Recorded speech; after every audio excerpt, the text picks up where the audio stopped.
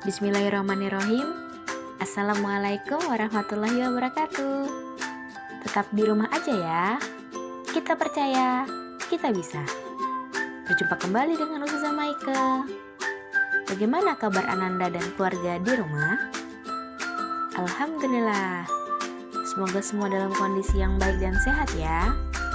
Jangan lupa untuk melakukan kegiatan pagi, mandi, bersih-bersih diri, sarapan, kemudian dilanjutkan dengan sholat duha serta zikir paginya. Selain itu, jangan lupa ya untuk selalu menjaga kesehatan, makan yang teratur, istirahat yang cukup, serta berolahraga. Mari kita mulai pelajaran pada hari ini. Tonton videonya sampai habis ya.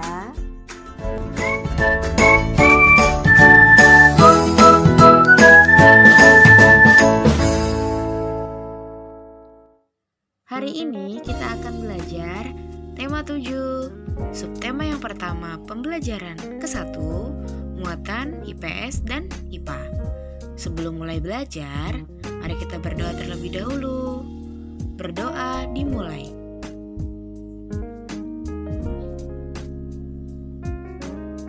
Berdoa selesai.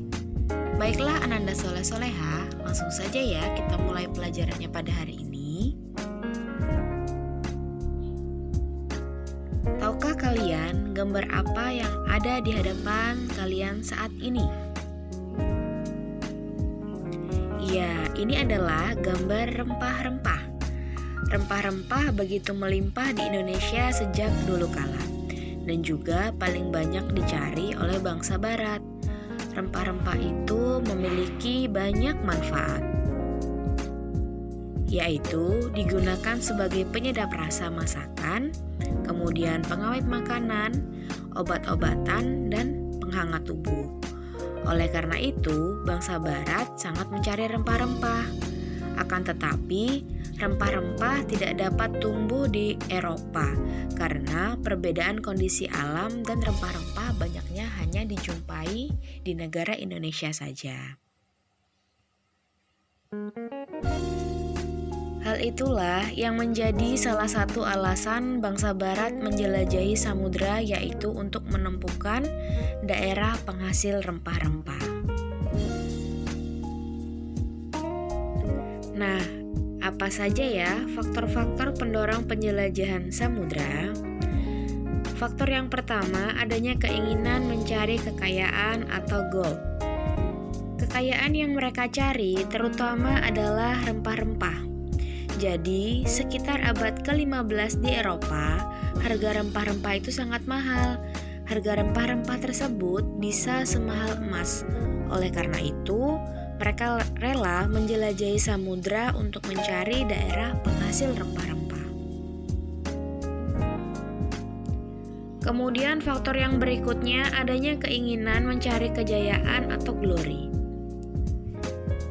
Di Eropa, ada suatu anggapan bahwa apabila suatu negara mempunyai banyak tanah jajahan, maka negara tersebut termasuk negara yang jaya. Hal ini membuat mereka mencari tanah jajahan sebanyak-banyaknya.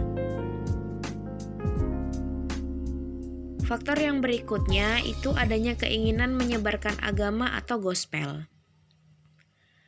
Bangsa Eropa juga membawa misi, yaitu menyebarkan agama kepada penduduk daerah yang dikuasainya. Tujuan mereka ini dianggap sebagai tugas suci yang harus dilaksanakan ke seluruh dunia. Dan faktor yang terakhir itu adalah perkembangan ilmu pengetahuan dan teknologi. Ilmu pengetahuan dan teknologi berkembang sangat pesat. Contohnya, dikembangkannya teknik pembuatan kapal yang dapat untuk mengarungi samudera, dan ditemukannya mesiu untuk persenjataan yang digunakan untuk melindungi dari ancaman bajak laut. Nah, yang berikutnya itu adalah kedatangan bangsa Eropa di Indonesia. Bangsa Eropa yang pertama kali datang ke Indonesia adalah bangsa Portugis. bangsa Portugis ini datang pada tahun 1511 di Ternate di daerah Maluku. Tujuannya adalah mencari keuntungan yang besar dari perdagangan rempah-rempah. Nah, ketika Portugis datang, lalu datanglah bangsa Spanyol. Kemudian terjadi persaingan dagang dengan Spanyol. Persaingan dagang dengan Spanyol ini berakhir melalui perjanjian Saragossa yang membuat Spanyol meninggalkan Maluku. Awalnya kedatangan bangsa Portugis disambut dengan baik, akan tetapi akhirnya lama-kelamaan terjadi perlawanan dari rakyat bangsa Indonesia.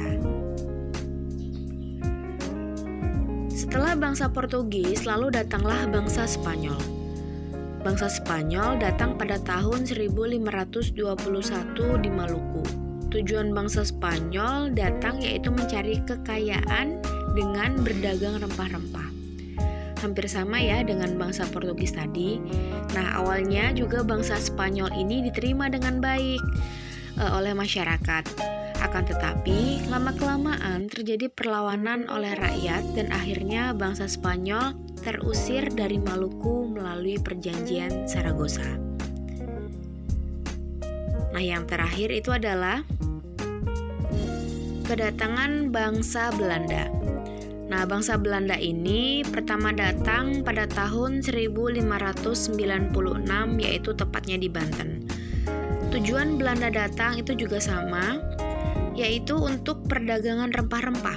Akan tetapi, Belanda memiliki keinginan untuk menguasai perdagangan rempah-rempah tersebut.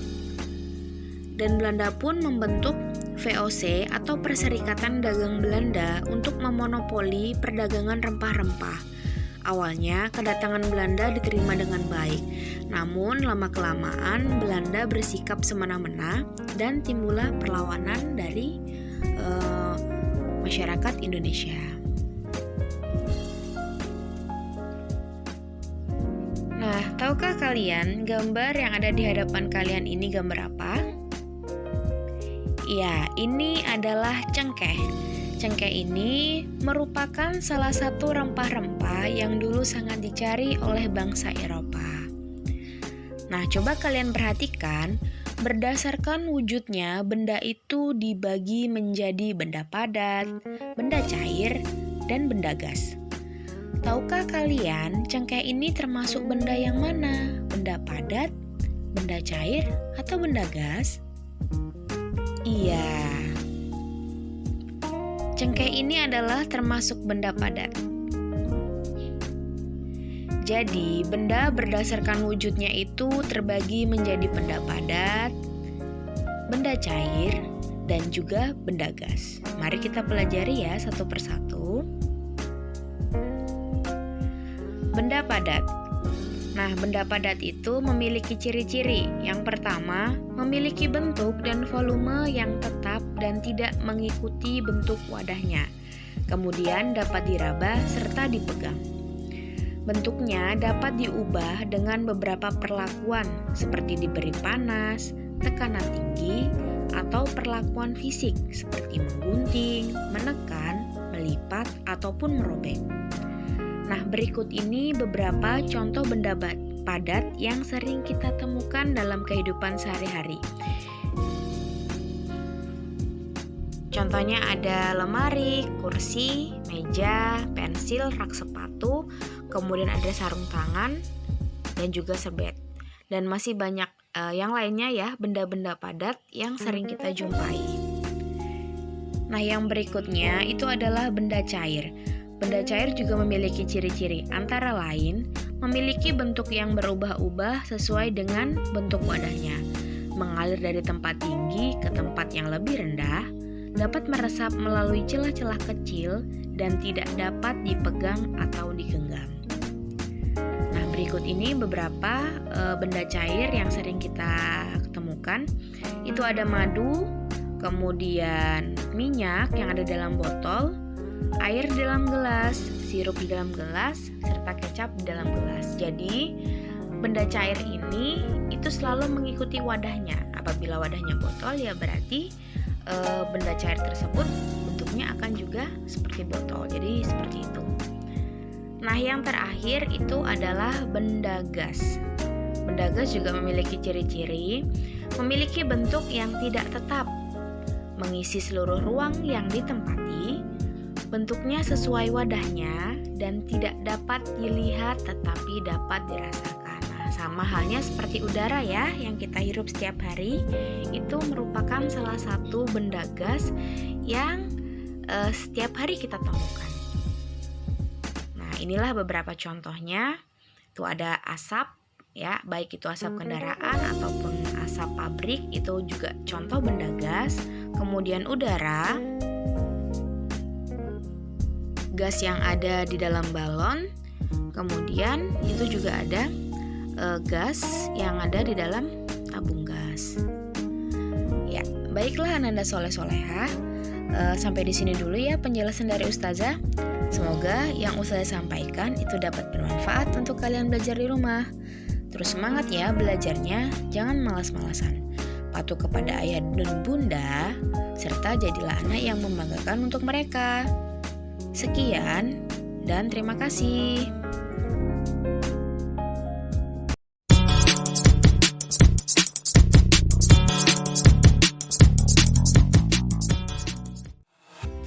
Demikianlah video pembelajaran pada hari ini. Semoga bisa bermanfaat untuk semua. Selamat belajar dan sampai bertemu kembali. Tetap semangat, kita percaya, kita bisa. Assalamualaikum warahmatullahi wabarakatuh.